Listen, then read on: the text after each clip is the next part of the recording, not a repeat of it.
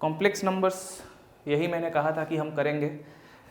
तो जैसा कि मैंने पिछले कल कहा था कि कॉम्प्लेक्स नंबर स्टार्ट करने से पहले हम लोग थोड़ा सा वेक्टर के बारे में जान लेते हैं और जो इनइक्वालिटीज़ है modulus of a real number यानी कि absolute value of a real number के से रिलेटेड कुछ जो इनइक्वालिटीज़ हैं और उनके प्रॉपर्टीज़ हैं उनको जान लेते हैं and thereafter we will start our complex numbers.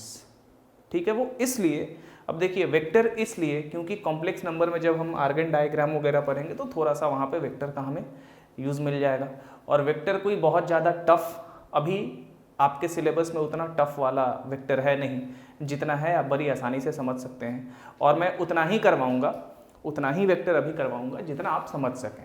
तो उसके लिए आपको चिंता नहीं करनी है कि आप नहीं समझ पाएंगे या समथिंग लाइक दैट, वैसा कुछ भी नहीं है। ठीक है, और एक और फ़ायदा है वेक्टर पढ़ने का कि आप फिज़िक्स डेफिनेटली कर रहे होंगे साथ में। तो फिज़िक्स में अब पूरा मैकेनिक्स, पूरा मतलब न्यूटोनियन मैकेनिक्स पूरा, और उसके बाद आपको जो इलेक्ट्रिसिटी एंड करंट इलेक्ट्रिसिटी होता है, मैग्नेटिज्म होता है, वो सारा कुछ वेक्टर से रिलेटेड है। वेक्टर पे ही उसको हम देखते हैं, पढ़ते हैं फिज़िक्स में, तो वहाँ भी ये काफ़ी यूज़फुल होगा आपके लिए। ठीक है, तो चलिए थोड़ा सा आज वेक्टर अलजेब्रा के बारे में जान लेते हैं। बेसिक्स ऑफ वेक्टर अलजेब्रा, ज़्यादा टफ क्योंकि जेईई एडवांस में आपका जो सिलेबस है वेक्टर में वो ज़्यादा है नहीं। ठीक है, सो चलिए देख लेते हैं, थोड़ा इंटरेस्टेड है, अच्छा लगेगा आपको और समझ में भी आने वाला है। चलिए, तो जो आज हम पढ़ेंगे वो पढ़ेंगे हम वेक्टर्स और स्केलर्स के बारे में। क्या पढ़ेंगे?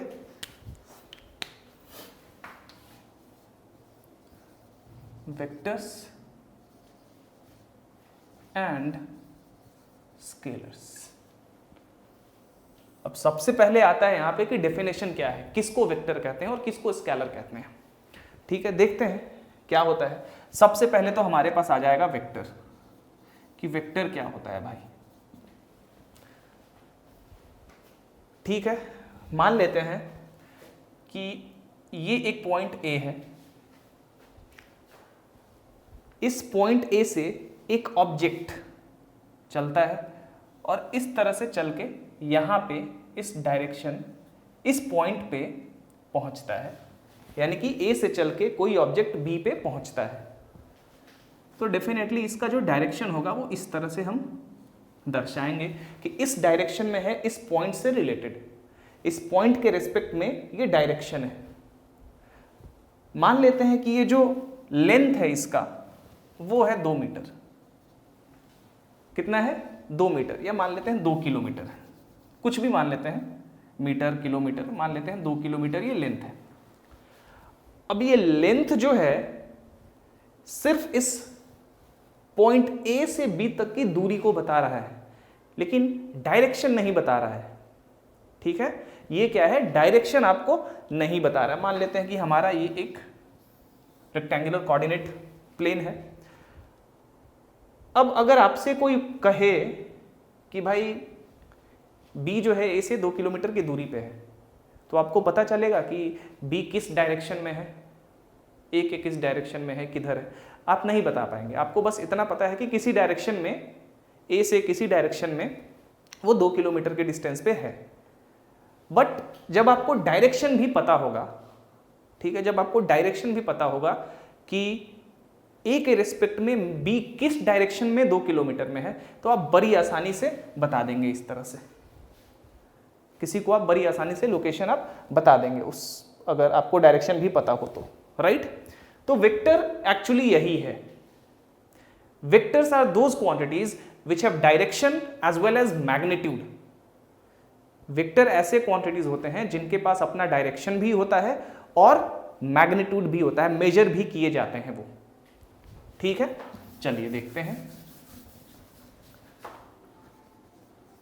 Vectors are those quantities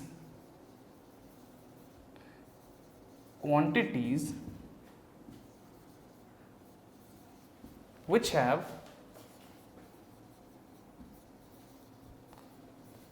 direction as well as magnitude. Vector ऐसे क्वांटिटीज हैं जिनका डायरेक्शन भी होता है और मैग्नीट्यूड भी होता है। तो ऑफ कोर्स अभी जो हमने एग्जांपल दिया कि ए से बी 2 किलोमीटर की दूरी पे है, तो आपको अगर मैग्नीट्यूड भी पता है यानी कि लेंथ भी पता है और डायरेक्शन भी पता है तो बड़ी आसानी से आप बी का लोकेशन फाइंड कर सकते हैं ए के रेस्पेक्ट में। तो वेक्टर का यही इंपॉर्टेंट रोल है। और वेक्टर एक ऐसा टॉपिक है, एक ऐसा टूल है मैथमेटिक्स में जो कि मॉडर्न मैथमेटिक्स में, मॉडर्न साइंस के लिए एक आप कह सकते हैं कि वरदान की तरह है। फिजिक्स में, मैथ्स में बहुत इक्वेशंस ऐसे हैं जिनको वेक्टर से बड़ी आसानी से जियोमेट्रिकली हम रिप्रेजेंट कर सकते हैं, जियोमेट्रिकली उसको दिखा सकते हैं, एनालिटिकली हम उसको रिप्रेजेंट कर सकते हैं वेक्टर के थ्रू। तो वेक्टर एक बहुत ही इंपॉर्टेंट रोल प्ले करता है फिजिक्स में, मैथमेटिक्स के फील्ड में। ये वेक्टर एक बहुत ही इंपॉर्टेंट रोल प्ले करता है, ठीक है। वो इसलिए क्योंकि वेक्टर एक ऐसा क्वांटिटी है जिसका डायरेक्शन भी होता है और मैग्नीट्यूड भी होता है, जो मेजर भी किया जा सकता है और जिसका पर्टिकुलर डायरेक्शन भी होता है।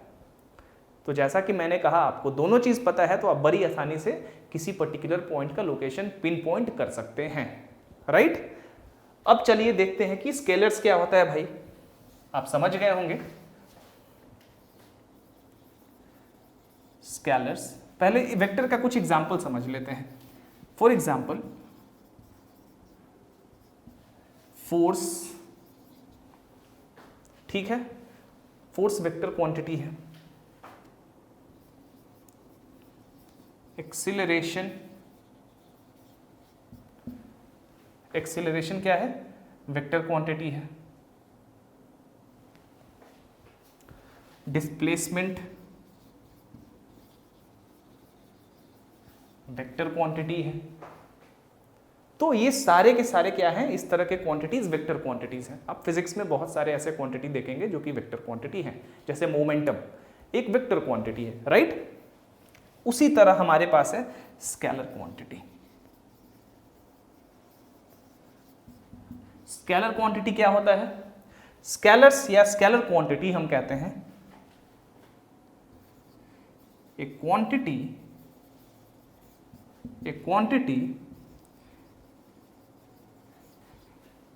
having no direction, ठीक है। एक quantity having no direction but only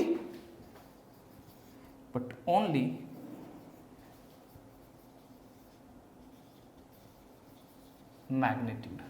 scalars और स्केलर क्वांटिटी उस तरह के क्वांटिटीज हैं जिनके पास अपना कोई डायरेक्शन नहीं होता है। उनको मेजर तो किया जाता है बट उनका कोई डायरेक्शन नहीं होता है। तो वेक्टर में क्या था कि वो मेजर भी किए जाते हैं, उनका लेंथ भी फाइंड किया जाता है और उनका एक पर्टिकुलर डायरेक्शन भी होता है, ठीक है। हम आगे अभी और भी पढ़ेंगे वेक्टर के बारे में बहुत सारा कुछ।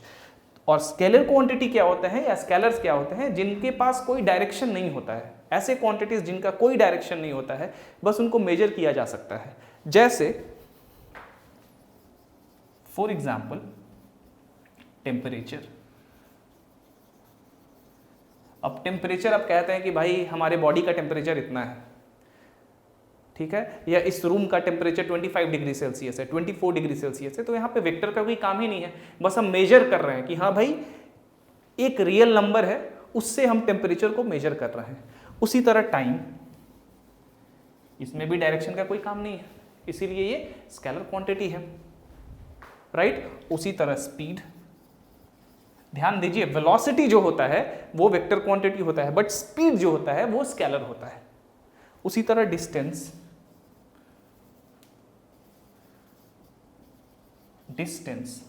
ये क्या होता है, ये सारे के सारे और इस तरह के सारे क्वांटिटीज जो होते हैं स्केलर्स होते हैं। इनफैक्ट कोई भी रियल नंबर स्केलर क्वांटिटी ही कहलाता है, इसको भी ध्यान में रखना है आपको। So any real number is a scalar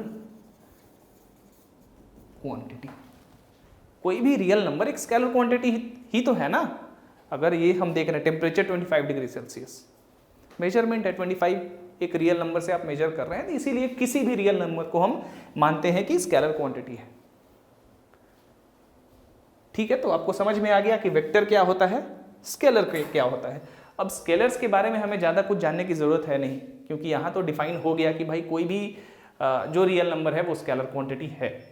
तो स्केलर्स तो आप समझ गए होंगे कि किस तरह के क्वांटिटीज़ है, what kind of quantities are called scalar quantities. Fine, so there is no reason to just move on and try to go deep inside scalar quantities right now. अभी हमें सिर्फ जिसकी आवश्यकता है, जिसका काम है, जिसको यूज करना है, वो है वेक्टर्स के बारे में। वो है वेक्टोरियल टूल, वेक्टर से रिलेटेड सारे टूल्स, सारे प्रॉपर्टीज जो हमें यूज करने हैं अभी, तो उसको हम देखेंगे राइट। तो यहाँ पे स्केलर्स और वेक्टर का ये डेफिनेशन हो गया, आप लिखना चाहें तो लिख सकते हैं। अब आता है कि वेक्टर को किस तरह से रिप्रेजेंट किया जाता है, देखते हैं, उसको भी देखेंगे। चलिए,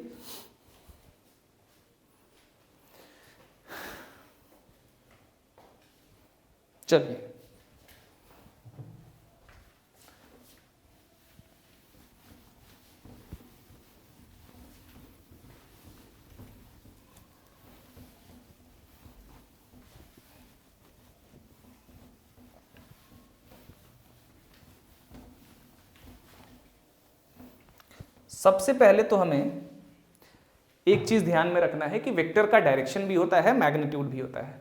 अब अगर किसी चीज का डायरेक्शन होता है ना, किसी क्वांटिटी का डायरेक्शन होता है, तो इतना तो आपको ध्यान में रखना होगा कि वो जो क्वांटिटी है उसको हम ग्राफिकली डेफिनेटली रिप्रेजेंट कर सकते हैं।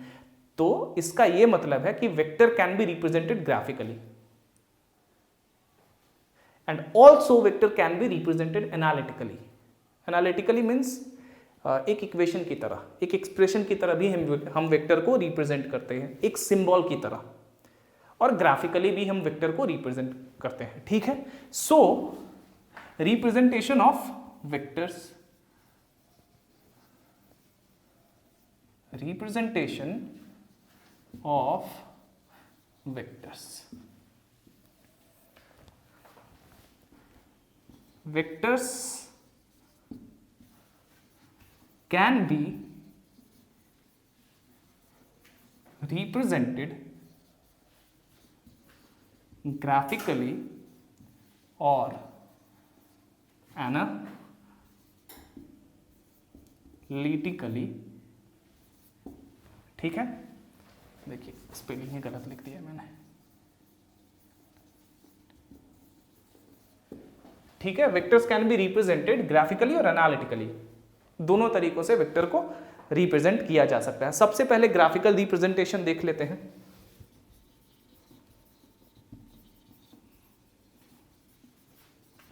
रिप्रेजेंटेशन ऑफ वेक्टर्स, ग्राफिकली हम वेक्टर को इस तरह से दर्शाते हैं। मान लेते हैं कि ये पॉइंट ए है, अभी हमने दर्शाया भी था, और ए के रिस्पेक्ट में बी यहाँ पे है। तो ये हो गया हमारा, यहां जब एरो दे देंगे तो ये ग्राफिकल रिप्रेजेंटेशन ऑफ वेक्टर है। ग्राफिकली वेक्टर को एक लाइन से हम दर्शाते हैं, और ये जो एरो है ये वेक्टर का डायरेक्शन दिखाता है। अब इसका डायरेक्शन क्या है, ए से बी के तरफ, इस तरह से। अगर यही वेक्टर का डायरेक्शन बी से ए के तरफ रहता है तो ये एरो इस तरह से रहता है, राइट। तो वेक्टर को ग्राफिकली इस तरह से दर्शाया जाता है, एक लाइन से। उस लाइन पे जो एरो होगा वो वेक्टर का डायरेक्शन को आपको रिप्रेजेंट करेगा, ठीक है। दूसरा रिप्रेजेंटेशन है एनालिटिकल।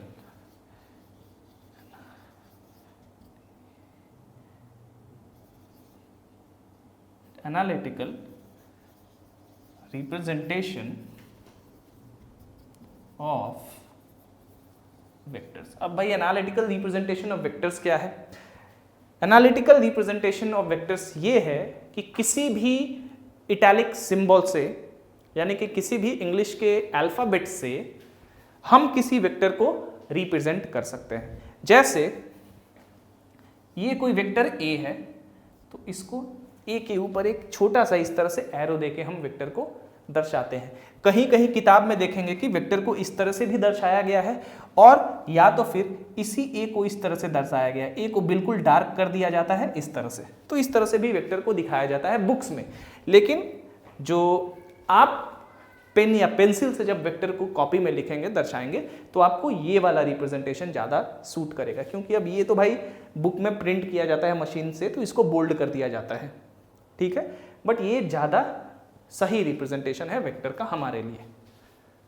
चलिए, तो वेक्टर को इस तरह से, किसी भी वेक्टर को इस तरह से हम क्या करते हैं, रिप्रेजेंट करते हैं, किसी सिंबल के ऊपर एरो देके। और याद रहे कि इस एरो का डायरेक्शन आपको इधर नहीं करना है, ये एरो का डायरेक्शन हमेशा इसी तरह से रहेगा। ये बस, अब मान लीजिए ये ए से बी तक है, मान लीजिए ये एक वेक्टर है ए से लेके बी तक, राइट।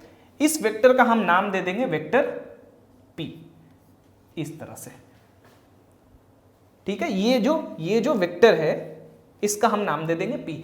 इसी वेक्टर को हम इस तरह से भी रिप्रेजेंट कर सकते हैं एनालिटिकली। ए बी के ऊपर, ए बी ये हो गया लेंथ, इसके ऊपर ये वेक्टर दे दिया हमने सिंबल, तो ये रिप्रेजेंट कर रहा है इस वेक्टर को। तो ये जो वेक्टर है या तो इस तरह से रिप्रेजेंट कर सकते हैं आप, इस वेक्टर का कुछ नाम दे देंगे, कोई सिंबल दे देंगे, उसके आगे उसके ऊपर एक एरो लगा देंगे, या फिर इस पूरे लाइन का लेंथ ले लेंगे ए बी और उसके ऊपर हम ये एरो दे देंगे। तो इस तरह से भी वेक्टर को एनालिटिकली हम रिप्रेजेंट करते हैं। अब याद रहे एक चीज ध्यान में, जैसा कि मैंने अभी थोड़ी देर पहले कहा कि अगर वेक्टर बी से ए की तरफ इस तरह होगा, इसको भी हम इसी तरह से दर्शाएंगे। ये नहीं कि ये एरो जो है ऐसे आपको नहीं कर देना है, ये एरो हमेशा इसी तरह से रहेगा। जब भी आप एनालिटिकल सिंबल देंगे ना वेक्टर का, तो इसी तरह से आपको रिप्रेजेंट करना है वेक्टर को। तो ये हो गया रिप्रेजेंटेशन ऑफ वेक्टर्स। तो वेक्टर्स कितने तरह से रिप्रेजेंट किए जाते हैं, ग्राफिकली और एनालिटिकली। चलिए आगे हम अभी और देखेंगे, एक और रिप्रेजेंटेशन होता है वेक्टर का यूनिट वेक्टर्स को यूज करके, उसको भी देखेंगे, बट वो रिप्रेजेंटेशन एक तरह से एनालिटिकल रिप्रेजेंटेशन का ही एक फॉर्म होता है। इसीलिए मेनली वेक्टर रिप्रेजेंटेशन के दो टाइप्स होते हैं, एक ग्राफिकली जो कि आप फिगर से करते हैं, और एक एनालिटिकली जो कि आप इस तरह से करते हैं। तो ये हो गया वेक्टर का रिप्रेजेंटेशन, नोट कर लीजिए इसको। अब एक बहुत ही इंपॉर्टेंट चीज जो कि अब आपको जानना चाहिए, ग्राफिकल रिप्रेजेंटेशन में मान लीजिए कि ये आपका एक वेक्टर है, ठीक है, ये वेक्टर ए है आपका, राइट, ये वेक्टर ए है आपका। तो जो इस वेक्टर का, ये जो वेक्टर है, इस वेक्टर का ये जो स्टार्टिंग पॉइंट है, इसको हम कहते हैं ऑरिजिन, और इसको ओ नाम देते हैं, इसको एंड पॉइंट को पी नाम देते हैं। तो स्टार्टिंग जो पॉइंट होता है उसको कहते हैं ऑरिजिन और इनिशियल पॉइंट, और ये जो पॉइंट पी है इसको हम कहते हैं टर्मिनल पॉइंट और टर्मिनस। अब आपको याद होगा ट्रिगोनोमेट्री में हम जब रिवॉल्विंग लाइन कर रहे थे, तो रिवॉल्विंग लाइन जहां से स्टार्ट कर रहा था उसको हम क्या कह रहे थे, initial position of the revolving line, और जहां पे वो एंड कर रहा था, जहां पे वो खत्म हो रहा था, उसको फाइनल पोजीशन या फिर terminal position of the revolving line. तो हर किसी में जो फाइनल पोजीशन या फाइनल पॉइंट होता है उसको रेस्पेक्टिवली टर्मिनल पोजीशन या टर्मिनल पॉइंट कहा जाता है। तो चूंकि ये एंड पॉइंट है तो इसको हमने टर्मिनल पॉइंट कहा है, या फिर इसी को टर्मिनस भी कहा जाता है, और इसको ऑरिजिन या इनिशियल पॉइंट, ठीक है। तो वेक्टर का जो टेल होता है, तो जो टेल का स्टार्टिंग पॉइंट होता है उसको हम क्या कहते हैं, ऑरिजिन या इनिशियल पॉइंट, और जो एंड पॉइंट होता है किसी वेक्टर का उसको कहते हैं फाइनल पॉइंट या टर्मिनल पॉइंट या फिर टर्मिनस, राइट। चलिए इसको लिख लीजिए।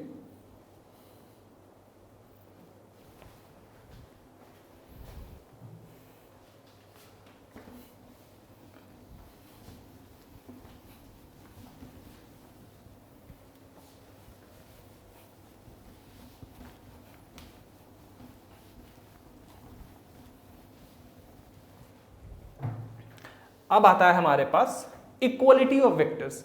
अब दो वेक्टर्स या दो से ज्यादा वेक्टर्स किस केस में इक्वल हो सकते हैं।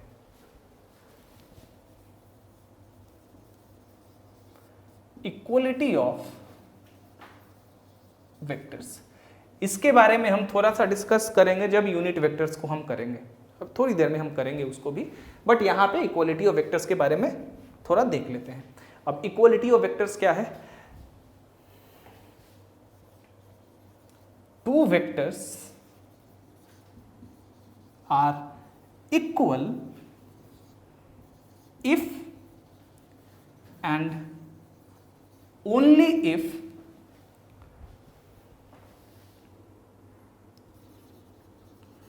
they have the same direction and equal magnitudes। दो वेक्टर्स तब ही इक्वल हो सकते हैं, उसी सिचुएशन में इक्वल हो सकते हैं जब दोनों वेक्टर्स का डायरेक्शन भी सेम हो और उन दोनों वेक्टर्स का मैग्नीट्यूड भी सेम हो और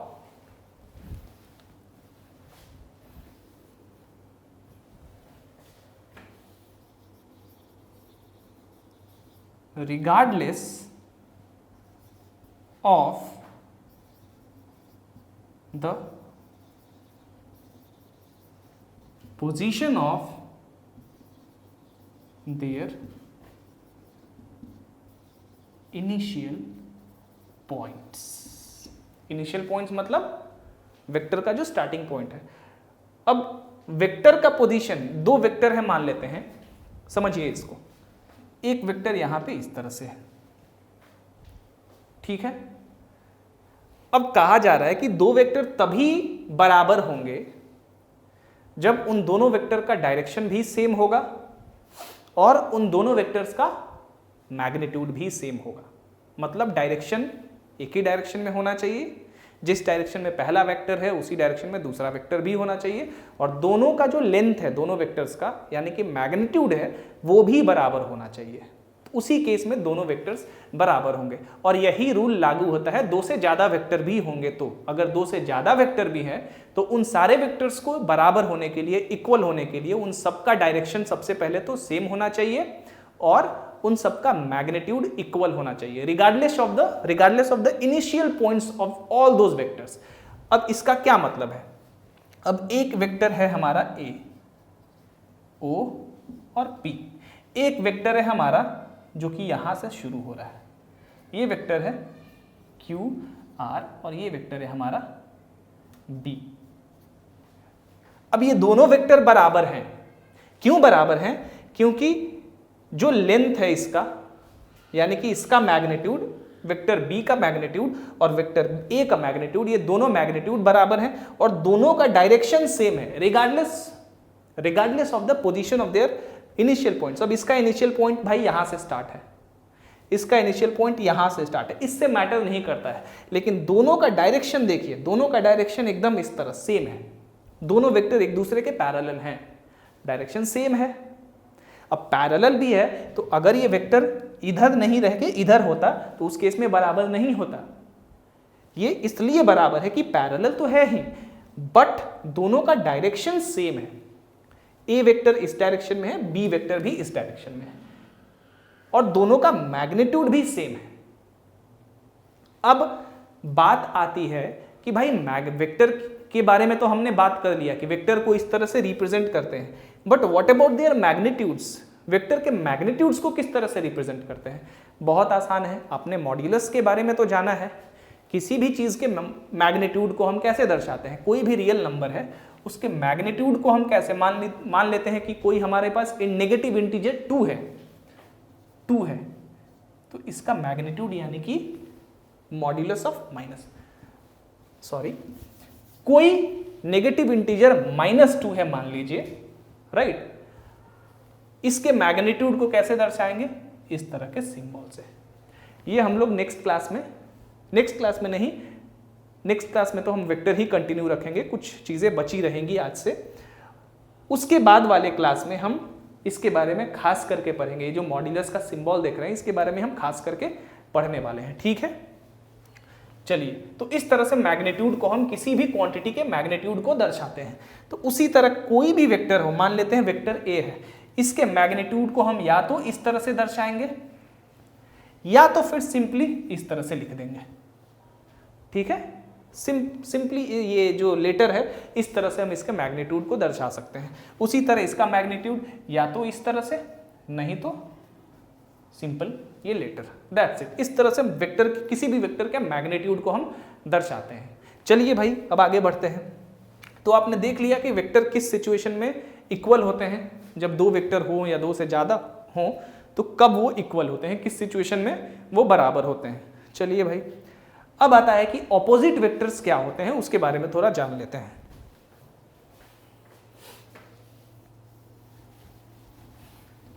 सबको आपको लिखते जाना है, इसमें थोड़ा सा थ्योरेटिकल चीजें हैं,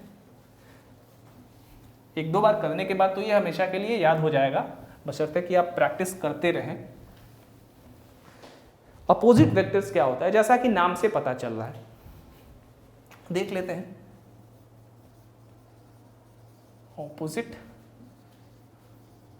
वेक्टर्स, मान लेते हैं कि ये वेक्टर हमारा वेक्टर ए है, ठीक है, और ये वेक्टर हम -a से दर्शा सकते हैं। किस केस में, जब इन दोनों वेक्टर का मैग्नीट्यूड सेम हो लेकिन डायरेक्शन अलग अलग हो, यानी कि डायरेक्शन अपोजिट हो। तो जब कोई भी वेक्टर है उसका जो अपोजिट वेक्टर होता है उसको हम किस तरह से रिप्रेजेंट करते हैं, उसी वेक्टर में एक नेगेटिव साइन लगा के और इसके डायरेक्शन को रिवर्स करके, दैट्स इट। तो अपोजिट वेक्टर्स मतलब आपने देख लिया, इस तरह से अपोजिट वेक्टर को हम रिप्रेजेंट करते हैं और इसी को अपोजिट वेक्टर्स कहा जाता है। याद रखिए मैग्नीट्यूड सेम होना चाहिए। अब वेक्टर ए का अपोजिट है ये minus vector A, vector A का अपोजिट है माइनस वेक्टर ए। अब यहां पे मैंने वेक्टर ए को ही क्यों लिया है, बस नेगेटिव साइन लगा के, वो इसलिए क्योंकि ये वेक्टर का भी मैग्नीट्यूड सेम है, magnitudes are same, direction opposite but opposite in direction, that's it। इसी को opposite vectors कहा जाता है। तो देख लिया आपने। चलिए भाई, अब चलते हैं थोड़ा सा सम ऑफ वेक्टर्स के बारे में, कि वेक्टर्स का एडिशन कैसे होता है, जोड़ते किस तरह से है वेक्टर्स को, उसके बारे में जानते हैं थोड़ा। चलिए देखता हूँ, मैंने कुछ प्रॉब्लम्स, आज मैंने शायद प्रॉब्लम्स उतना नहीं लिया है, मुझे जहाँ तक याद है मैंने प्रॉब्लम्स नहीं लिया है। हाँ, एक प्रॉब्लम मैंने आपके लिए लिया हुआ है, वो अगर आज समय मिला तो मैं उस प्रॉब्लम को डेफिनेटली करूँगा। एक प्रॉब्लम मैंने आपके लिए लिया हुआ है। चलिए भाई,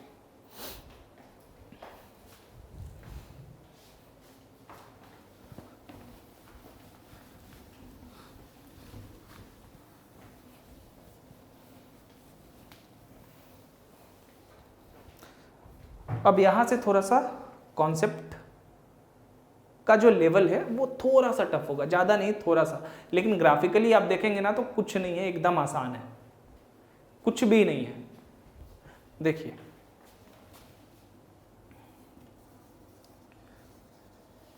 एडिशन ऑफ वेक्टर्स। अब वेक्टर को ऐड कैसे करते हैं समझते हैं। मान लेते हैं कि ये हमारा एक वेक्टर ये है,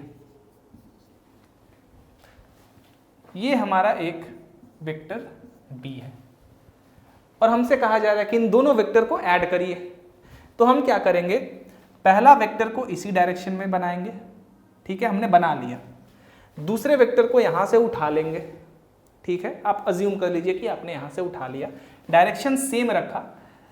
पहले वेक्टर का हेड यानी कि फाइनल पॉइंट यानी कि टर्मिनस जहां पे है, पहले वाले वेक्टर के टर्मिनस पे जो दूसरा वेक्टर जो कि ऐड करना है उसके टेल को यानी कि इनिशियल पॉइंट को रख देना है। तो बी का हमने यहाँ पे रख दिया टेल, बी का डायरेक्शन इस तरह से, इसको भी हम इसी तरह से बना देंगे।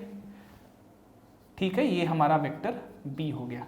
तो इन दोनों वेक्टर का सम यानी कि रिजल्टेंट क्या हो जाएगा, वो जो रिजल्टेंट होगा वो जो पहला वाला वेक्टर का टेल है वहां से शुरू होके और जो फाइनल वेक्टर है यानी कि बी जो वेक्टर है उसके हेड को ज्वाइन करेगा। तो जो रिजल्टेंट है वो हमें एक नया वेक्टर मिलेगा, वेक्टर सी, जो कि होता है vector A plus vector B के बराबर। ठीक है, तो आपने देखा कि वेक्टर को किस तरह से ऐड करते हैं। अब आपके दिमाग में एक संशय होगा कि भाई ये तो दो वेक्टर को ऐड किया है, what if there are more than two vectors, then how can we add all those vectors. Very simple, कुछ नहीं करना है, पहले उसको इसी तरह से उन सारे वेक्टर्स को जोड़ते जाना है। जो पहला वेक्टर का हेड होगा उसके बाद जिस वेक्टर को भी उसमें जोड़ना है उस वेक्टर को उठाना है, पहले वेक्टर के हेड से उसके टेल को ज्वाइन कर देना है, उस वेक्टर को वो वेक्टर जिस डायरेक्शन में है उसी डायरेक्शन में बना देना है। उसके बाद जो तीसरा वेक्टर का टेल होगा वो दूसरे वाले वेक्टर के हेड में अटैच हो जाएगा और जिस डायरेक्शन में तीसरा वेक्टर है उस डायरेक्शन में ड्रॉ करेंगे। फिर चौथा वेक्टर को उठाएंगे और उसी तरह का काम करेंगे। तो जो सबका रिजल्टेंट होगा वो क्या होगा हमारा, वो जो पहला वाला वेक्टर का टेल होगा वहां से लेके और फाइनल वेक्टर तक के हेड तक एक नया वेक्टर होगा जो सबका सम होगा, सबका रिजल्टेंट होगा। ठीक है, तो C क्या है, resultant of A and B। Vector C याद रखिएगा हमेशा इसी तरह से रीड करना है आपको, इसको सिर्फ C नहीं रीड करना है, हमेशा रीड करना है vector C, vector A, vector B। Whenever you find a vector, you have to pronounce them correctly. Okay, whenever you find a vector, you have to pronounce them correctly. Why? क्योंकि अगर आप इसको C कह रहे हैं तो जैसे ही आप इसको C कहेंगे ना, आपकी आदत हो जाएगी C कहें फिर A कहें, किसी को B कह दें, डिस्पाइट द फैक्ट कि वो वेक्टर्स हैं। तो जब वेक्टर्स हैं तो उसको वेक्टर्स ही कहना है आपको, तो इसको हमेशा वेक्टर C कहेंगे। ये वेक्टर A है, ये वेक्टर B है। इस तरह से रीड भी जब बुक में आप करना है ना आपको, तो इसी तरह से करना है। ठीक है, वेक्टर को वेक्टर कह के रीड करना है। चलिए, तो ये जो C हो गया, ये क्या हो गया, इज द सम और the resultant of vector A and vector B. So vector C is the sum or the resultant of vector A and B. ठीक है, तो suppose you are trying to add n vectors, then the addition of all those vectors is a new vector which is called the resultant of all those vectors.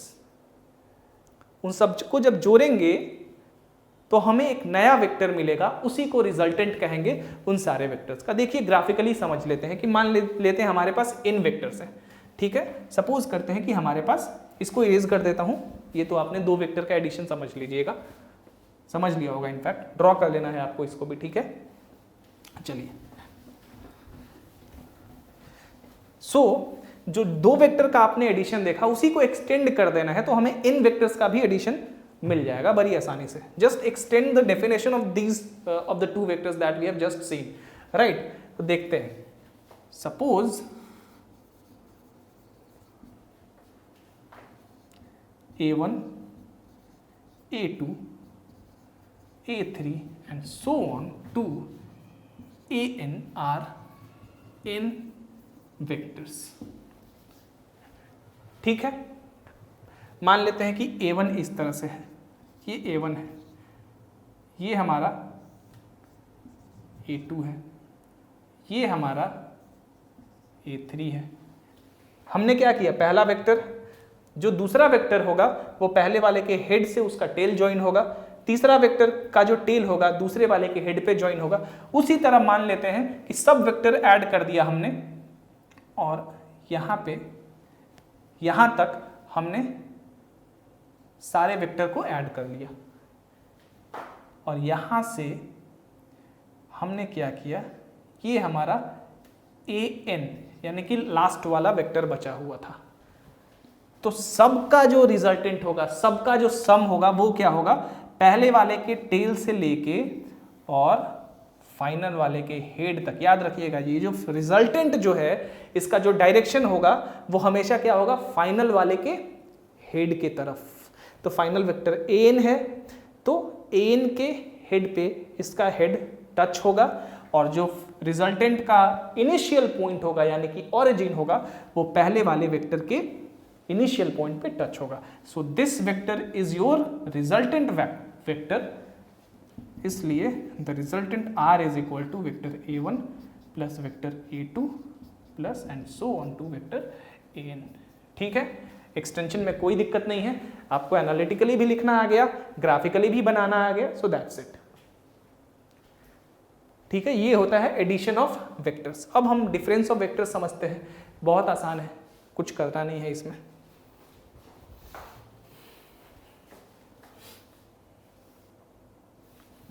चलिए ये सब लिख लिया आपने।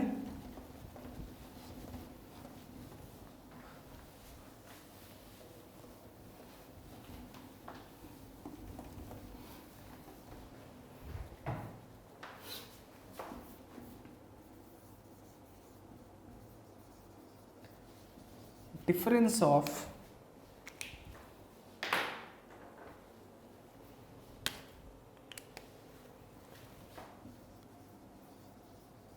Vectors. चलिए भाई देखते हैं।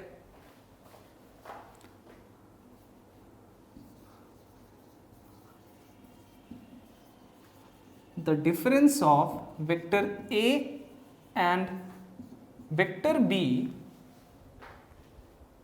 क्या हो जाएगा, इज वेक्टर A, मान लेते हैं कि ये वेक्टर हमारा A है, ये वेक्टर हमारा B है और हमें डिफरेंस चाहिए। अगर इसको इसके टेल को इसी डायरेक्शन में रख के, अगर इसको इसी डायरेक्शन में हमने रख के और इस तरह से जोड़ दिया तो ये तो इसका रिजल्टेंट हो गया, सम हो जाएगा, लेकिन हमें डिफरेंस चाहिए। तो डिफरेंस के लिए हम क्या करेंगे, A में से B को घटाएंगे, A में से B को घटाएंगे।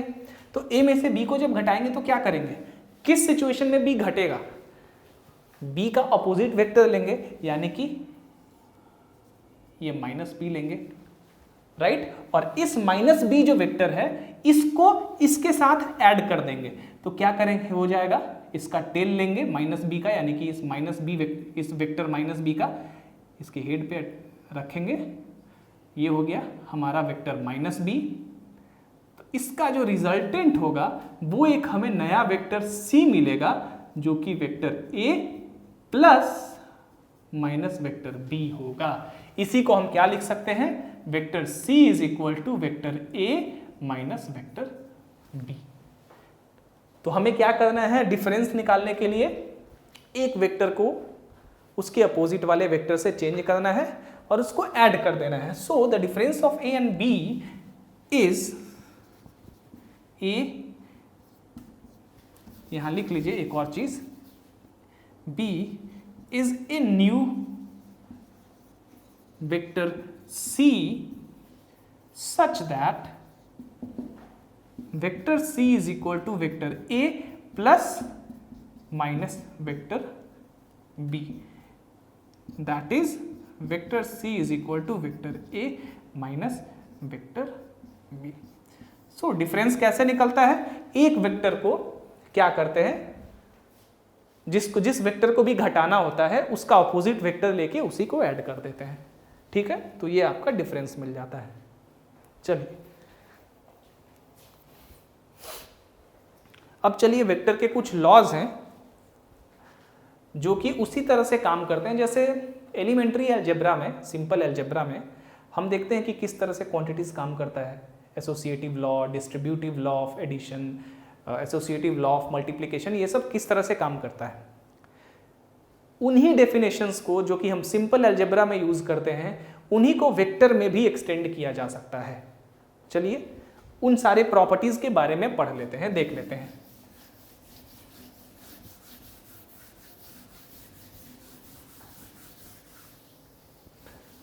चलिए वो सारे प्रॉपर्टीज मैंने लिखे हुए हैं ताकि मैं कुछ भूल ना जाऊं।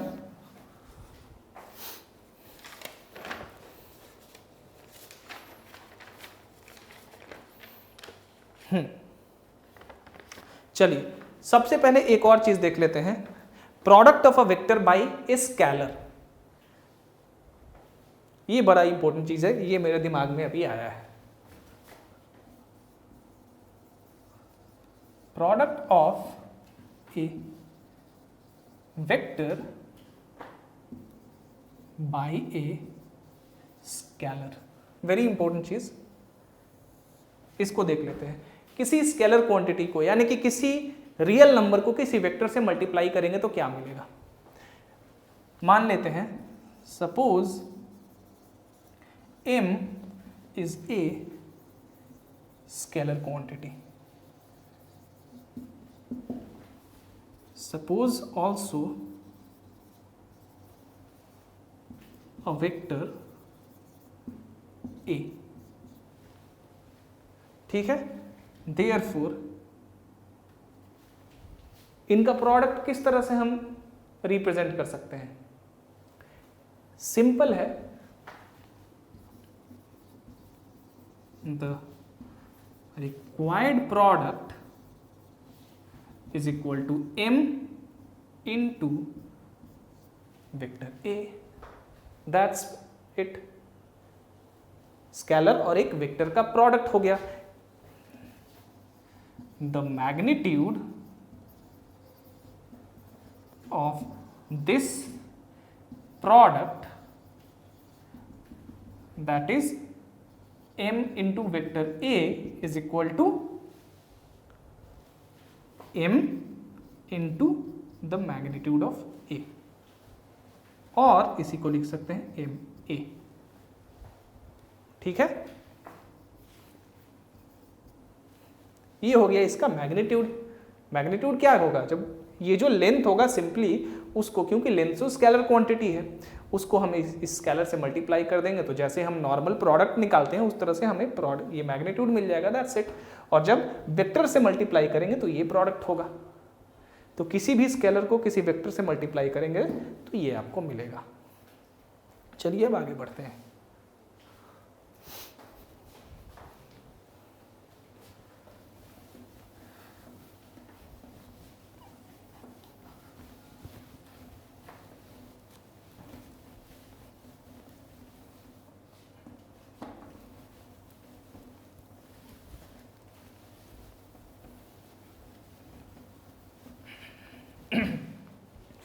तो चलते हैं,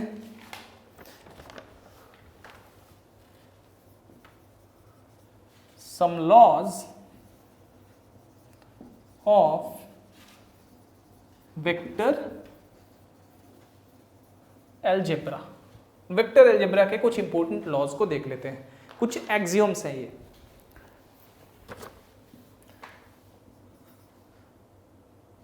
vector A plus vector B, ये सब बहुत ही आसान चीज़ है, लेकिन फिर भी मैंने इसको जानबूझ के लिख लिया ताकि कुछ भूल ना जाऊँ। अब देखिए वेक्टर के का एडिशन, मुझे अभी ध्यान में एक और चीज़ आ रहा है, वेक्टर का एडिशन हमने पढ़ा। अब एडिशन को हम एक triangle law of vector addition से भी फाइंड आउट कर सकते हैं, जो कि अभी हमने देखा, और एक parallelogram law of vector addition भी होता है। थोड़ा सा देख लेते हैं उसके बारे में, फिर ये इसको कंटिन्यू करेंगे। देखिए एक वेक्टर a और फिर ये एक वेक्टर b, दोनों का रिजल्टेंट यानी कि सम जो होगा वो एक नया वेक्टर मिलेगा हमें c, जो a प्लस b होता है। यही होता है triangle law of vector addition. ये क्या कहलाता है, triangle law of vector addition, right. अब ध्यान से देखिए, इसी वेक्टर में अगर हम इसी वेक्टर का एक क्लोन लेते हैं और यहाँ से ज्वाइन करके इसमें इस तरह से ड्रॉ करते हैं, क्लोन है यानी कि ये वेक्टर बी डैश हो गया हमारा। तो ये जो वेक्टर बी डैश है इसका डायरेक्शन और मैग्नीट्यूड दोनों इस वेक्टर के बराबर है। उसी तरह मेरा एक और क्लोन आ गया ये, ठीक है, ये हो गया वेक्टर ए डैश, इसका डायरेक्शन और मैग्नीट्यूड वेक्टर ए के बराबर है। तो यहां पे हम वेक्टर ए और वेक्टर बी को ऐड करके जो रिजल्टेंट वेक्टर सी है उसको किस तरह से दर्शा रहे हैं वो हमें एक देख रहे हैं कि सबसे पहले तो O P Q R, O P Q R is a parallelogram. साफ साफ दिख रहा है कि ये एक पैरेललोग्राम है अगर हम सिर्फ लेंथ को लें इन वेक्टर्स के तो। और ये जो OQ है ये एक डायगोनल है इस पैरेललोग्राम का, और यही डायगोनल जो कि वेक्टर एडिशन है A और B का उसको दर्शा रहा है। तो जब किसी पैरेललोग्राम का जो डायगोनल है वो दो वेक्टर के एडिशन को दर्शाता है तो उसी को कहते हैं parallelogram law of vector addition. ये क्या है?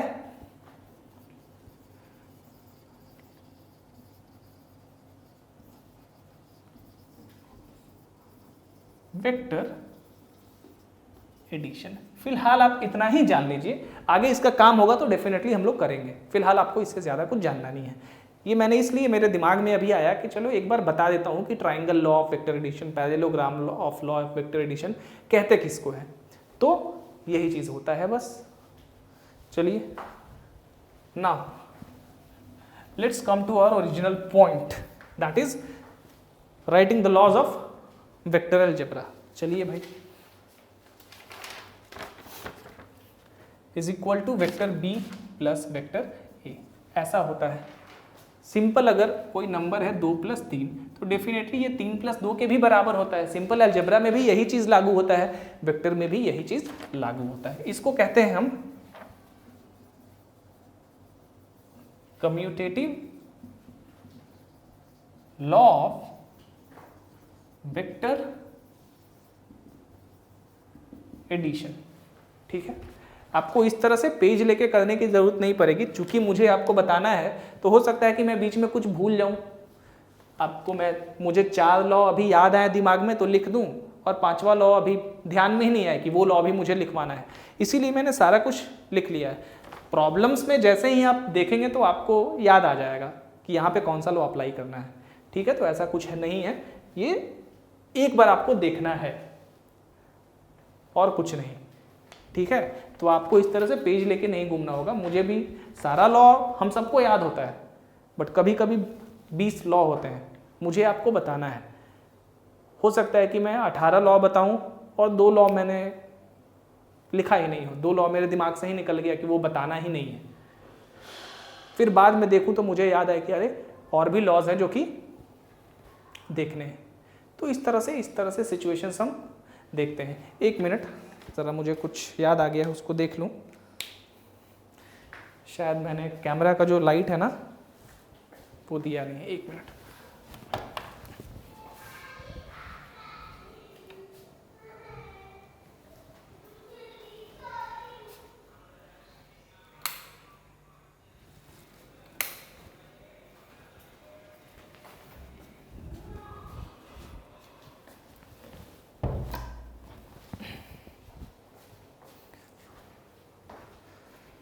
ओके, चलिए, तो वही मैं कह रहा था कि इसीलिए अभी मैंने इसको ये सारे जो लॉज हैं, कुछ 6-7 हैं, इनको मैंने लिख के अभी मुझे आपको लिखना पड़ रहा है, क्योंकि अगर नहीं लिखूंगा, या ये बात मैं इसलिए कह रहा हूँ कि ऐसा हो सकता है कि आपको लगे कि इतने सारे लॉज के लिए मैंने इसको इसमें लिखा है तो आपको भी इस तरह से लेके आपको करना होगा। ऐसा कुछ नहीं है।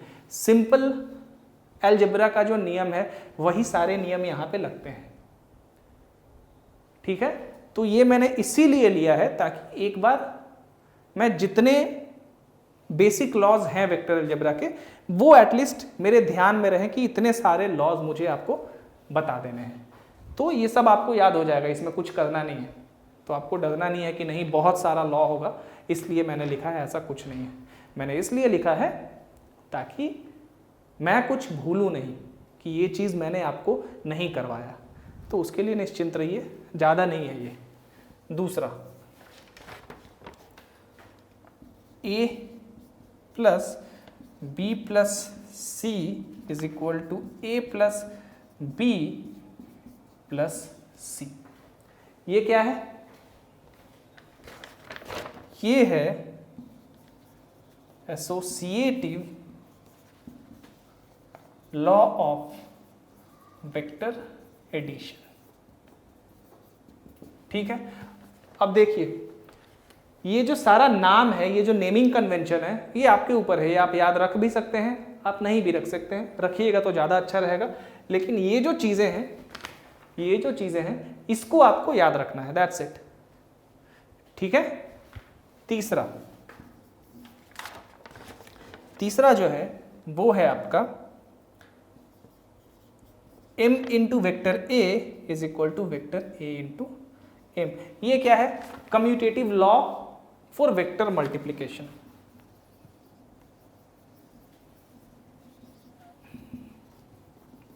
Law of vector multiplication. चौथे में है m into N A is equal to M N into vector A. ये क्या है? Associative law of vector multiplication. पांचवा, m plus n into vector a is equal to m into vector a plus n into vector a। इसको कहते हैं distributive law. और एक और है छठा, ये है, ये कौन सा था भाई? एक और होगा मेरे पास, हाँ ये वाला है। मान लेते हैं हमारे पास vector a plus vector b है, राइट। देखिए इसी कारण से मैंने इसको लिखा था, क्योंकि ये इस तरह की चीज़ें हैं ना, ये जब आपको काम में आता है तब आपको याद आ जाएगा, लेकिन ये कितनी सारी यहाँ पे करने हैं वो जल्दी से याद नहीं आता है। हो सकता था अगर मैं नहीं लिखता ना तो आपको ये 4 करवाता, ये 2 छूट जाता, क्योंकि मेरे ध्यान में ही नहीं रहता कि ये दोनों मुझे करवाना है आपको। So that is the reason. तो इसीलिए आपको भी मैं यही सलाह दूंगा कि कभी कभी ना आप कुछ फॉर्मूलाज को, कुछ इक्वेशंस को अगर नहीं याद हो रहा तो एक पेज में लिख लीजिए और वहाँ से आप देखते रहिए उसको, ठीक है, तो ज़्यादा अच्छा रहेगा ये। So vector a plus vector b is equal to m into vector a plus m into vector b। इसको भी हम डिस्ट्रीब्यूटिव लॉ ही कहते हैं। ठीक है, ये सारे ये 6 basic properties of vector algebra हैं, इनको आपको ध्यान में ले लेना है। वैसे आपको याद ही होगा, ये सब जो हम अलजेब्रा में यूज़ करते हैं वही यहाँ भी यूज़ हो रहा है, तो इसमें याद करने जैसा कुछ भी नहीं है।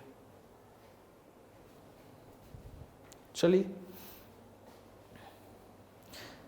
अब हम आ जाते हैं यूनिट वेक्टर्स पे, और यहीं से आपका वेक्टर का जो असली कॉन्सेप्ट है वो शुरू होता है। आपने तो बेसिक वेक्टर्स के बारे में सब कुछ पढ़ लिया, अब यहाँ पे आता है वेक्टर का जो असली रिप्रेजेंटेशन होता है, जब जो हमें फिजिक्स में, मैथ्स में आगे बहुत ज़्यादा देखने को मिलेगा। मैथ्स में तो अब आपके जेईई एडवांस के सिलेबस में उतना नहीं है, बट हायर मैथमेटिक्स में जब आप ग्रेजुएशन में या मास्टर्स में करेंगे प्योर मैथमेटिक्स तो वहाँ पे आपको देखने को मिलेगा। ठीक है, कि वेक्टर स्पेस, वेक्टर फील्ड, ये सब बहुत आगे आपको देखने को मिलेगा अगर आप प्योर मैथमेटिक्स से आगे की पढ़ाई कर रहे हैं तो। चलिए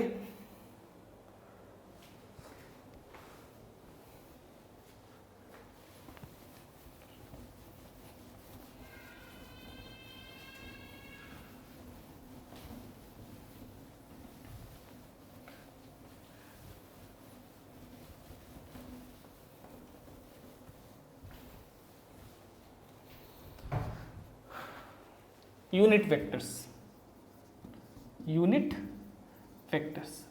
अब भाई ये यूनिट वेक्टर्स, इन वेक्टर्स का नाम क्यों पड़ा है, इनको हम यूनिट वेक्टर्स क्यों कहते हैं?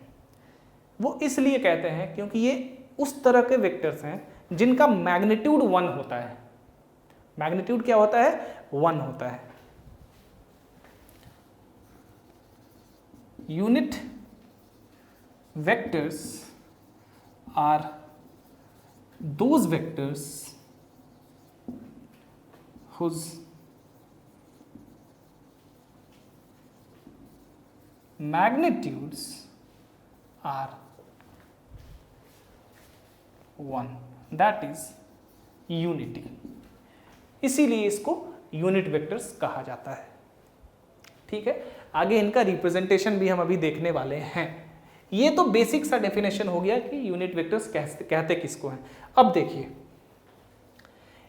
किसी भी वेक्टर को हम यूनिट वेक्टर को यूज करके रिप्रेजेंट कर सकते हैं।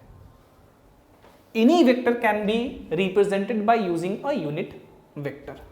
Suppose A is a vector, ठीक है।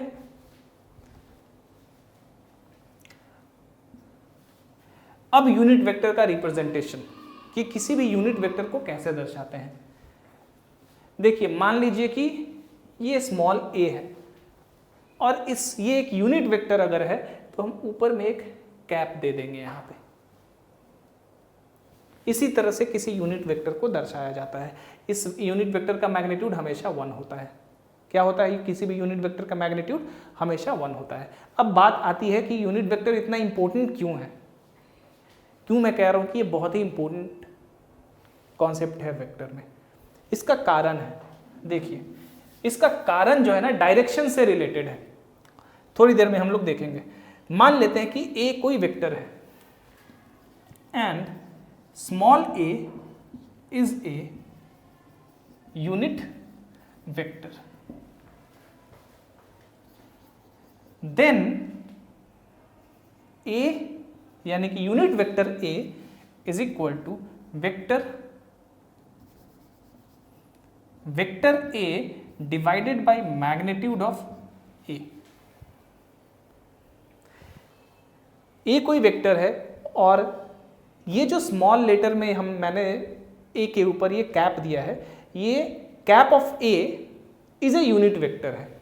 a कोई कैपिटल जो a है वो कोई वेक्टर है, नॉर्मल सा vector, and cap of small a is a unit vector. Then cap of small a is equal to vector of a divided by magnitude of vector a। अब ये जो unit vector होगा, ये जो unit vector जो मैंने define किया, अब देखिए किसी भी यूनिट वेक्टर को इसी तरह से डिफाइन किया जाता है। अब अभी थोड़ी देर में हम लोग देखेंगे, जब किसी कार्टेशियन कोऑर्डिनेट सिस्टम में, यानी कि जहाँ पे x, y और z एक्सिस है, वहाँ पे यूनिट वेक्टर का डायरेक्शन एक कांस्टेंट फिक्स हम रखते हैं। बट नॉर्मली किसी भी यूनिट वेक्टर का डायरेक्शन जो है ना, वो किसी पर्टिकुलर वेक्टर से डिपेंडेंट होता है। अब ये जो यूनिट वेक्टर है, इसका मैग्नीट्यूड आप देख सकते हैं कि 1 आ जाएगा। मैग्नीट्यूड क्या आ जाएगा इसका? 1 आएगा, राइट। अब यहां से vector of a is equal to magnitude of vector a into unit vector of a। अब देखिए, इस a वेक्टर को हमने यूनिट वेक्टर से रिप्रेजेंट कर लिया है। मैग्नीट्यूड ऑफ a को हम सिंपली a लिख सकते हैं और ये वेक्टर a। अब ये a का डायरेक्शन, ये जो यूनिट वेक्टर है इसका डायरेक्शन क्या है? The direction of the unit vector a is same as that of vector a। जो वेक्टर a का डायरेक्शन होगा ना, वही इस यूनिट वेक्टर का डायरेक्शन होगा। ठीक है, तो ये डेफिनेशन होता है, ये मैथमेटिकल डेफिनेशन होता है। कोई भी वेक्टर a है और कोई यूनिट वेक्टर है तो इस यूनिट वेक्टर को इस वेक्टर के साथ हम इस तरह से रिलेट करते हैं। ठीक है, चलिए, तो ये हो गया हमारा यूनिट वेक्टर का डेफिनेशन। जो प्योर डेफिनेशन होता है यूनिट वेक्टर का वो यही होता है। तो यूनिट वेक्टर क्या होता है? ऐसा वेक्टर जिसका मैग्नीट्यूड 1 हो और डायरेक्शन जो है किसी वेक्टर से डिपेंडेंट हो। ठीक है, उसको यूनिट वेक्टर कहा जाता है। जैसे कि यहां पे कोई वेक्टर ए था और ये कोई यूनिट वेक्टर था, तो इस यूनिट वेक्टर को हम इस तरह से लिख सकते हैं, राइट? इस यूनिट वेक्टर को हम इस तरह से लिखेंगे। तो इस यूनिट वेक्टर का जो डायरेक्शन है वो क्या है? इस वेक्टर का जो डायरेक्शन है वही इसका भी डायरेक्शन है, इस यूनिट वेक्टर का भी डायरेक्शन है। चलिए,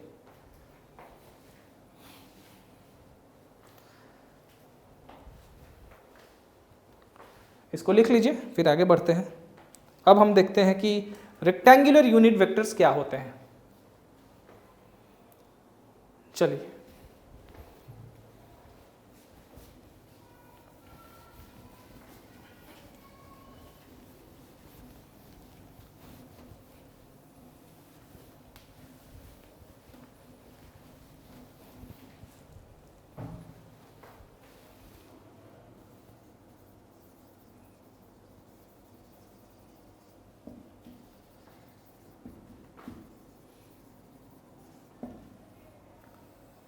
अब ये तो हमने देख लिया कि यूनिट वेक्टर्स कैसे डिफाइन किया जाता है।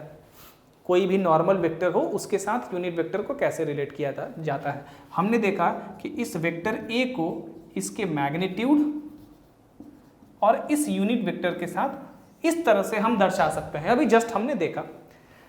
अब यूनिट वेक्टर में जो सबसे इंपॉर्टेंट यूनिट वेक्टर्स होते हैं ना, जिनको हम सपोज करते हैं, वो इस तरह के यूनिट वेक्टर्स होते हैं। मान लीजिए कि हमारे पास ये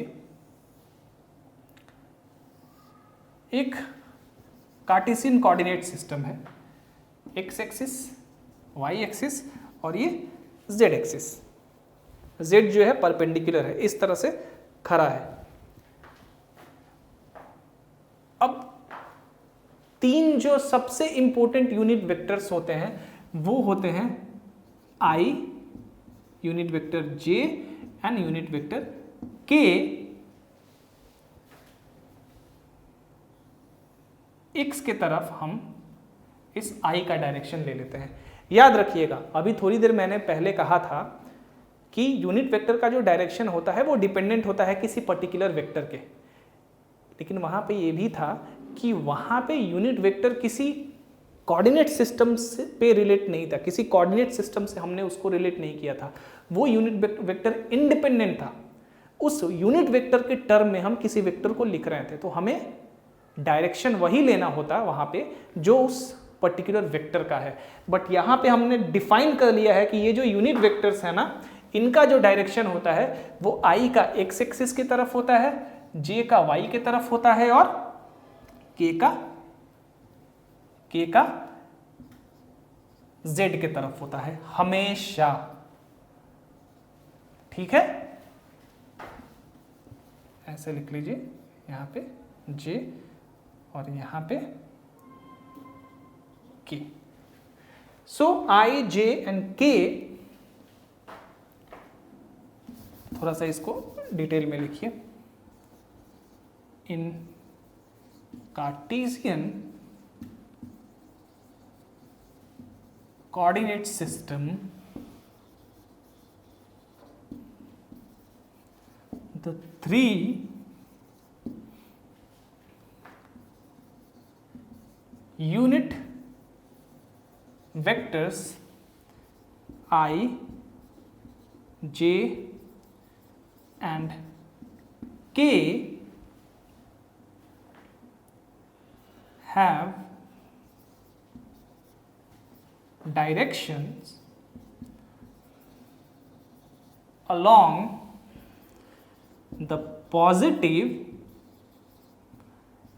x, y and z axis respectively. ठीक है, कार्टेशियन कोऑर्डिनेट सिस्टम में जो 3 यूनिट वेक्टर्स होते हैं जनरली उनको हम रिप्रेजेंट करते हैं आई, जे और के से। जो आई वेक्टर होता है वो हमेशा हम मानते हैं कि एक्स एक्सिस की तरफ है, पॉजिटिव एक्स एक्सिस की तरफ है। जो जे वेक्टर है, जो जे यूनिट वेक्टर है, वो हमेशा हम सपोज करते हैं कि ये पॉजिटिव वाई एक्सिस की तरफ है। उसी तरह से जो के वेक्टर है इसको हम सपोज करते हैं कि ये हमेशा पॉजिटिव जेड एक्सिस की तरफ है। तो ये काफी important set of unit vectors हैं कार्टेशियन कोऑर्डिनेट सिस्टम में। वो इसलिए कि हम अभी थोड़ी देर में देखेंगे कि किसी भी वेक्टर को हम इन तीनों यूनिट वेक्टर्स से रिप्रेजेंट कर सकते हैं। ठीक है, इसको आप पहले लिख लीजिए, उसके बाद मैं आपको बताता हूं कि किस तरह से किसी भी पर्टिकुलर वेक्टर को इन तीनों वेक्टर्स का सहारा लेके हम लिख सकते हैं, रिप्रेजेंट कर सकते हैं। चलिए इसको नोट कर लीजिए पहले।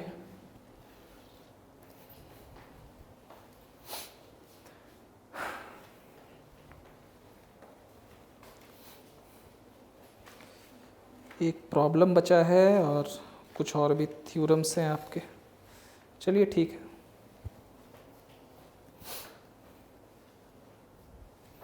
अभी टाइम है, हो जाएगा। चलिए आगे बढ़ते हैं। अब ये जो रेक्टेंगुलर यूनिट वेक्टर्स हैं, इन्हीं तीनों को हम रेक्टेंगुलर यूनिट वेक्टर्स कहते हैं। क्यों? क्योंकि ये कार्टेशियन कोऑर्डिनेट सिस्टम में हम लेते हैं और इनका डायरेक्शन हमने फिक्स कर दिया है। आई जो है हमारा वो एक्स की तरफ है, जे हमारा वाई की तरफ है, के हमारा जेड की तरफ है। ठीक है, चलिए भाई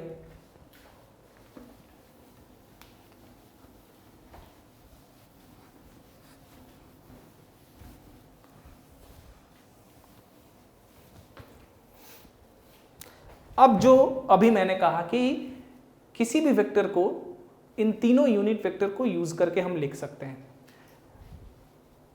तो यहां पे एक इंपॉर्टेंट टॉपिक हम करने जा रहे हैं जिसका नाम है कंपोनेंट्स ऑफ वेक्टर्स। अब भाई कंपोनेंट ऑफ वेक्टर्स क्या है ये देखते हैं। सपोज करिए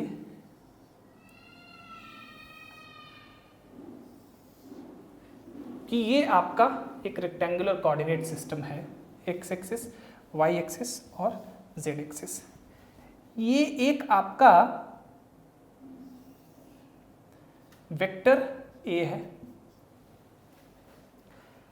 जो इसका एंड पॉइंट है ये ओरिजिन है और ये पी है हमारा। पी का कोऑर्डिनेट मान लेते हैं हम ए एक्स, ए वाई और ए जे है।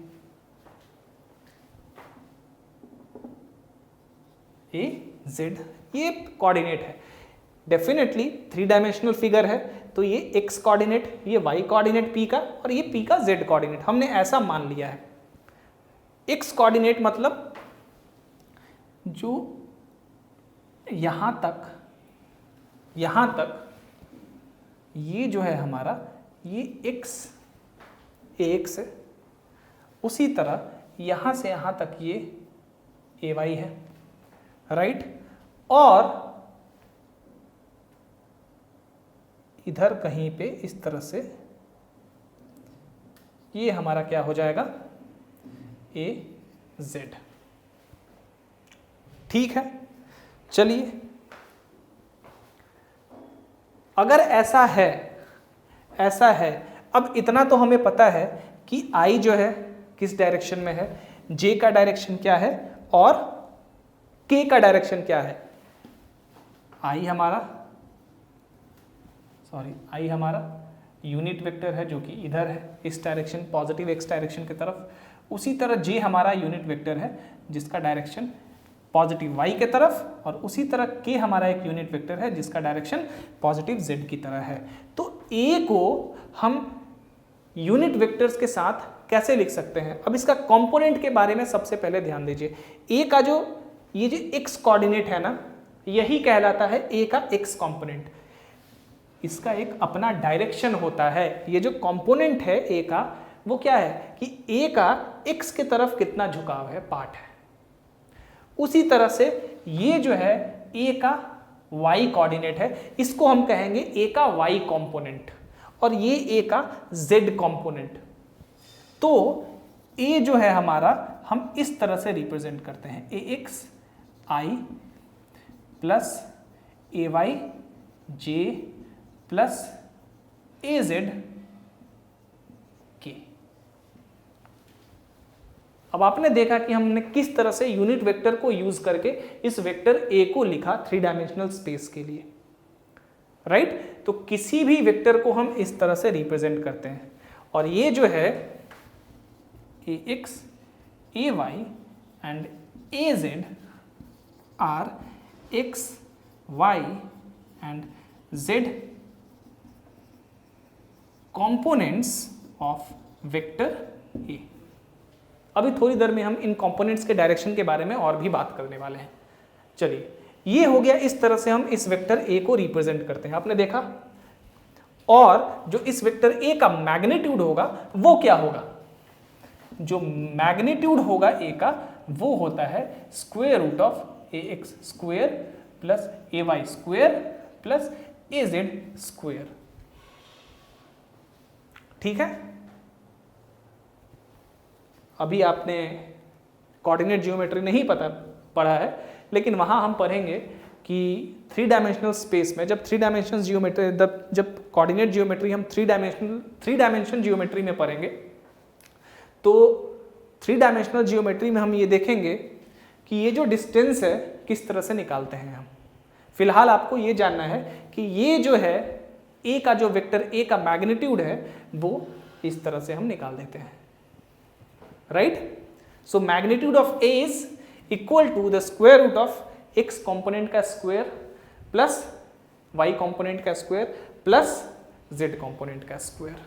और किसी भी वेक्टर ए को हम यूनिट वेक्टर्स के टर्म में ऐसे लिखेंगे। सपोज करिए कि आपका कोई पोजीशन वेक्टर है, कोई भी पोजीशन वेक्टर है, मान लेते हैं कि ये हमारा एक पोजीशन वेक्टर आर है, ठीक है, आर ये वेक्टर हमारा एक पोजीशन वेक्टर है, आर है। इसका पॉइंट ये पी डैश है मान लेते हैं, ये इसका कोऑर्डिनेट एक्स वाई जेड है। तो हम आर को कैसे यूनिट वेक्टर्स के टर्म में दिखाएंगे? बड़ा आसान है, vector R is equal to X I plus Y J plus Z K, that's it. और आर का जो मैग्नीट्यूड होगा वो क्या होगा? Square root of X square plus Y square plus Z square. ठीक है, इस तरह से हम ये करते हैं। अब थोड़ा कंपोनेंट्स के बारे में और भी बात कर लेते हैं। चलिए, सबसे पहले 2 डायमेंशंस के लिए आप समझिए, क्योंकि 2 डायमेंशंस आपको ज़्यादा यूज करने को मिलेगा फिजिक्स में। ठीक है, तो हम अभी बात करेंगे सिर्फ ए एक्स और ए वाई के बारे में।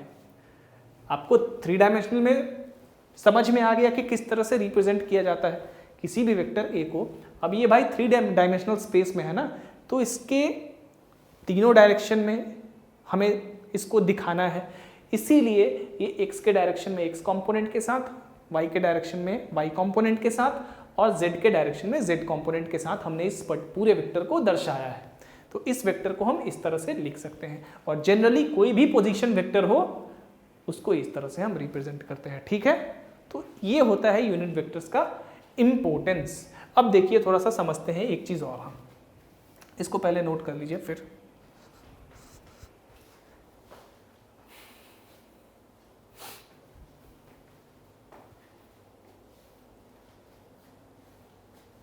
चलिए।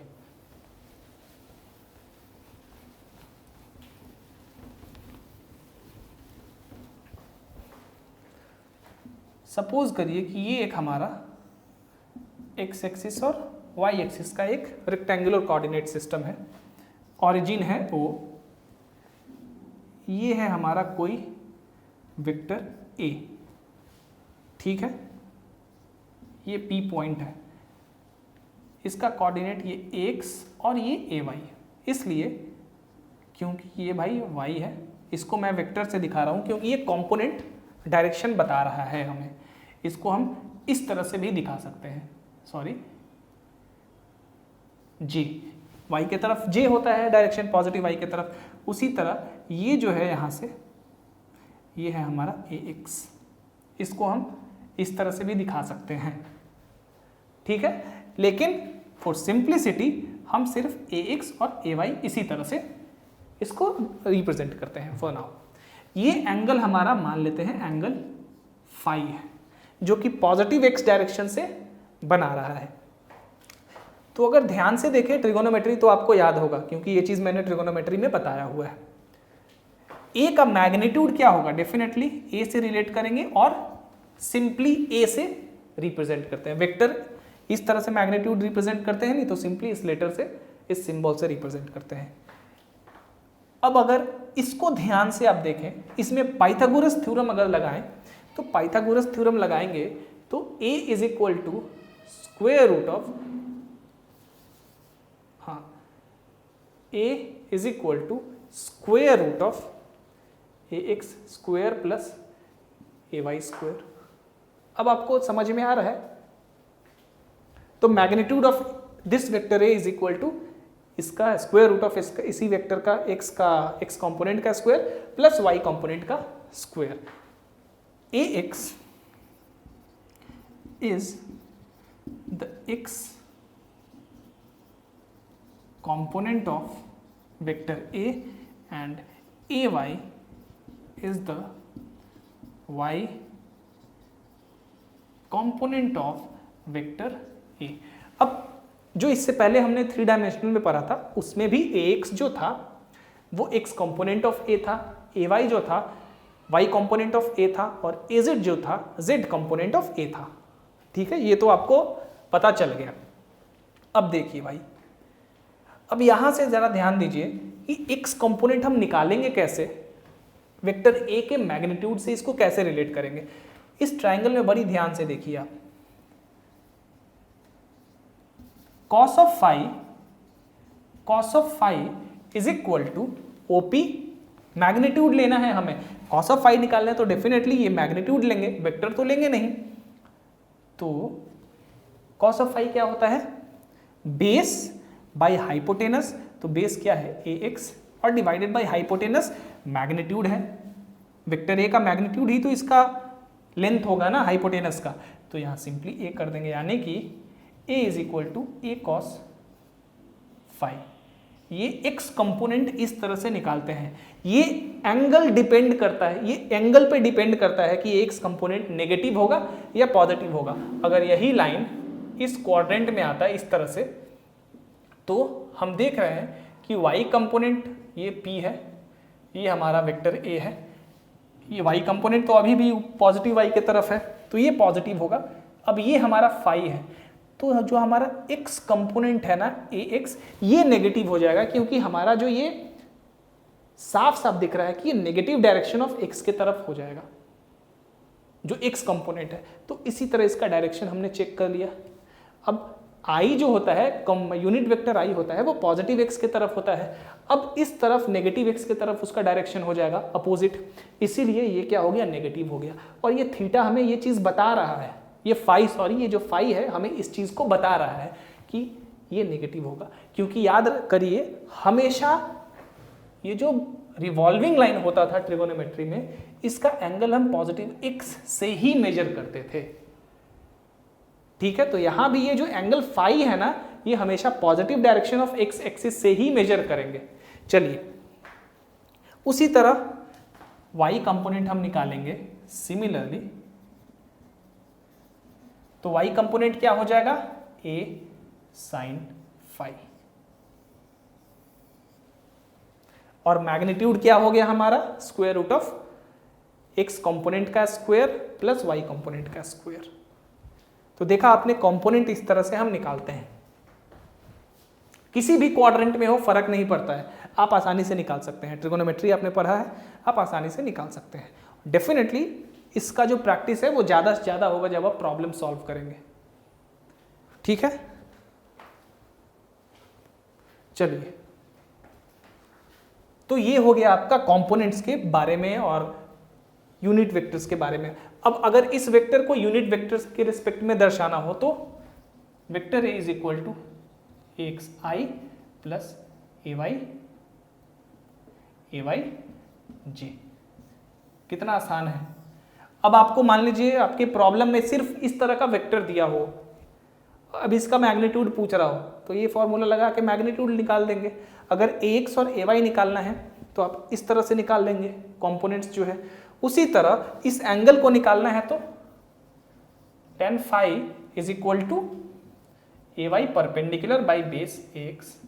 ये एंगल भी आप फाइंड कर सकते हैं बड़ी आसानी से। चलिए, तो ये हो गया वेक्टर्स और स्केलर्स में आपका सब कुछ खत्म। इतनी आपको आवश्यकता अभी थी। You actually need to know at least this much in vectors. अभी और भी हमें आगे करना है। वेक्टर में डॉट प्रोडक्ट है, क्रॉस प्रोडक्ट है, ट्रिपल वेक्टर प्रोडक्ट है, तो ये सब हम नेक्स्ट क्लास में देख लेंगे, ठीक है। उसके बाद हमारा वेक्टर खत्म हो जाएगा। जितना हमारा अभी रिक्वायरमेंट है वो सब कुछ खत्म हो जाएगा। चलिए, तो इसको कर लीजिए। एक प्रॉब्लम है मेरे पास और शायद टाइम है थोड़ा सा, इसको देख लेते हैं, ठीक है ना। अब एक दो रीजनिंग वाले प्रॉब्लम है, उसको पहले देख लेते हैं।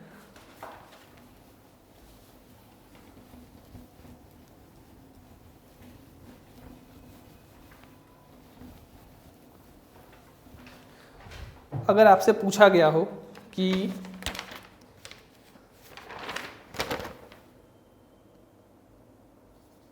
a force of 10 Newton 30 degrees north of east, इसको कैसे रिप्रेजेंट करेंगे ग्राफिकली। ये मान लेते हैं हमारा ईस्ट है, ये वेस्ट है, ईस्ट वेस्ट, क्लॉकवाइज नॉर्थ और साउथ। कह रहा है कि फोर्स है 10 न्यूटन का, फोर्स वेक्टर क्वांटिटी होता है। अब उसको 30 डिग्री नॉर्थ ऑफ ईस्ट करना है हमें। मान लेते हैं ये ओरिजिन से फोर्स का टेल स्टार्ट हो रहा है 30 डिग्री नॉर्थ के तरफ ईस्ट से, तो ईस्ट से 30 डिग्री मान लेते हैं ऐसे, और ये एंगल हो गया 30 डिग्री। ये हमारा जो ये फोर्स है ये हो गया, कितने न्यूटन का फोर्स है ये, 30 न्यूटन का, ठीक है, सॉरी 10 न्यूटन का।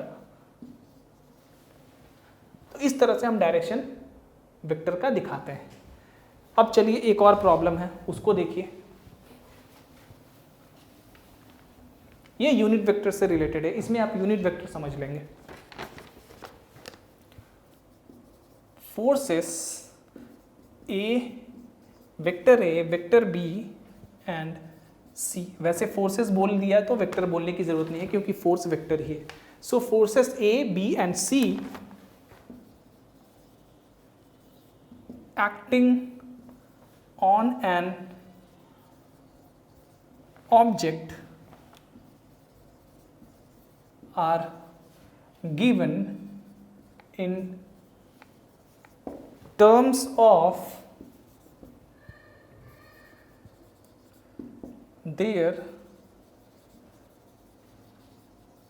components। अच्छा, एक चीज और, जैसे अभी हमने यूनिट वेक्टर के बारे में पढ़ा और कंपोनेंट्स के बारे में पढ़ा, थोड़ा सा ध्यान दीजिएगा। ये वेक्टर ए है, इस तरह से इसको हम रिप्रेजेंट करते हैं, राइट। जो ax i है ना, इस पूरे सेट को हम कहेंगे, उसके बाद फिर ay j az k, ये जो पूरा सेट है ना, इसको हम कहते हैं, इन तीनों वेक्टर्स को, इन तीनों को क्या कहते हैं, vector components of A. Vector components of A. यही होता है जब आप नोट बना के नहीं पढ़ाते हैं ना, तो कभी कभी होता है कि कुछ चीज़ें आपको अचानक से याद आती हैं, यार इसको भी करवा देते हैं। सो याद रखिएगा, ये है वेक्टर कंपोनेंट्स ऑफ ए। इनको क्या कहेंगे, ये vector component of A along the X axis, vector component of A along the Y axis and so on, ठीक है। तो ये याद रखिएगा। और simply A X, A Y, A Z, इनको तो आपको पता है, कंपोनेंट्स ऑफ ए कहते हैं। क्या कहते हैं, कंपोनेंट्स ऑफ ए, जो कि हमने अभी देख लिया। तो याद रखिएगा ये चीज़। जो यूनिट वेक्टर के साथ अटैच होता है जब कंपोनेंट, तो उनको हम क्या कहते हैं, vector components of some particular vector, in that case vector components of A. चलिए भाई, अब ए बी एंड सी तीन फोर्सेस है जो कि किसी ऑब्जेक्ट पे लग रहे हैं।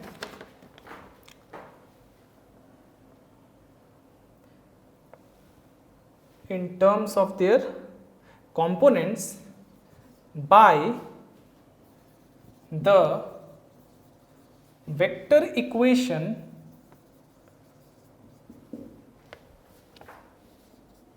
A is equal to AXI plus AYJ plus AZK। लग रहा है कि ये पेन भी जवाब दे चुका है।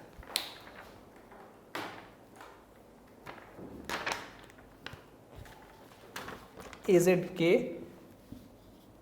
B is equal to BXI plus BYJ plus BZK and vector C is equal to CXI plus CYJ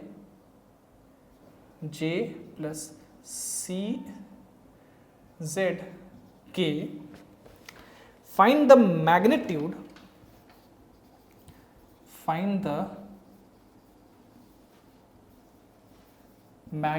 of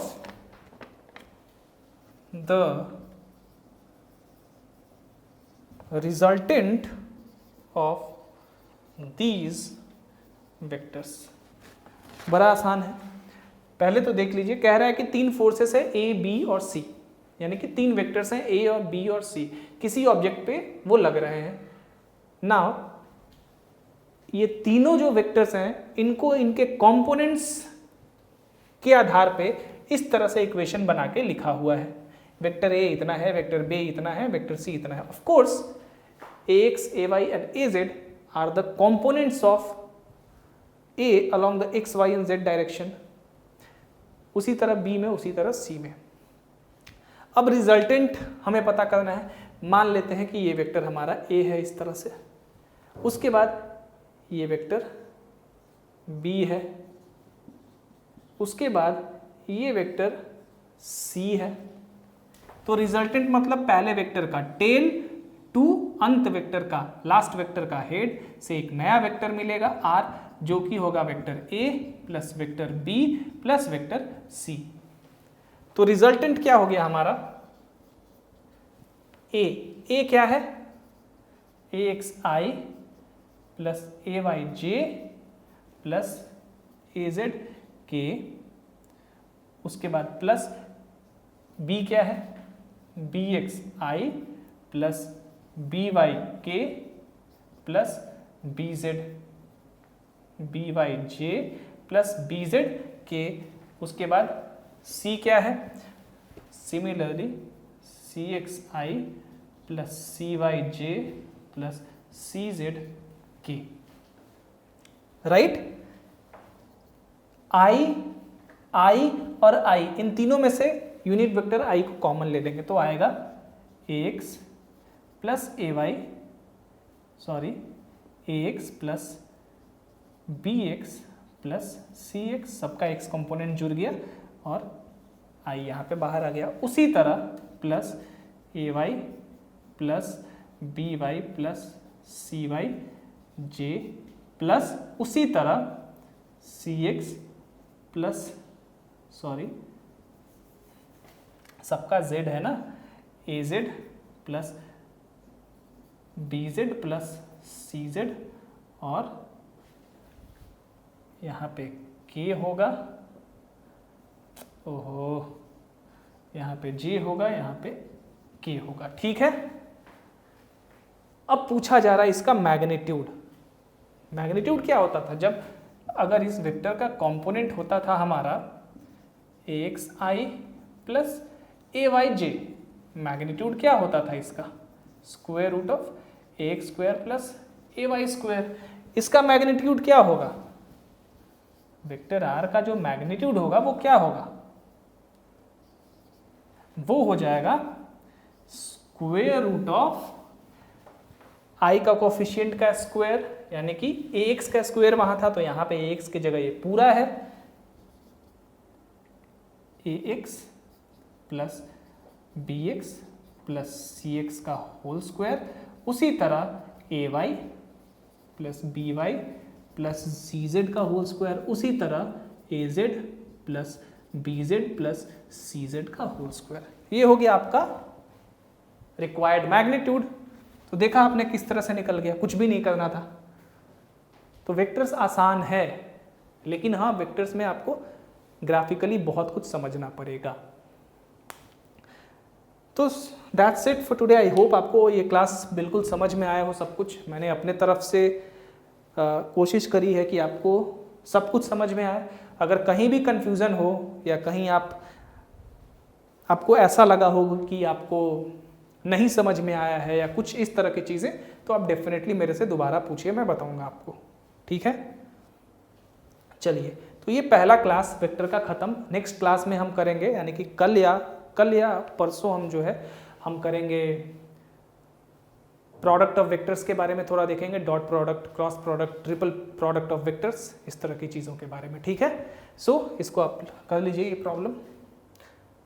I hope आपको यूनिट वेक्टर्स भी अच्छे से समझ में आ गया होगा, कंपोनेंट्स भी अच्छे से समझ में आ गया होगा। तो that's it for today, thank you.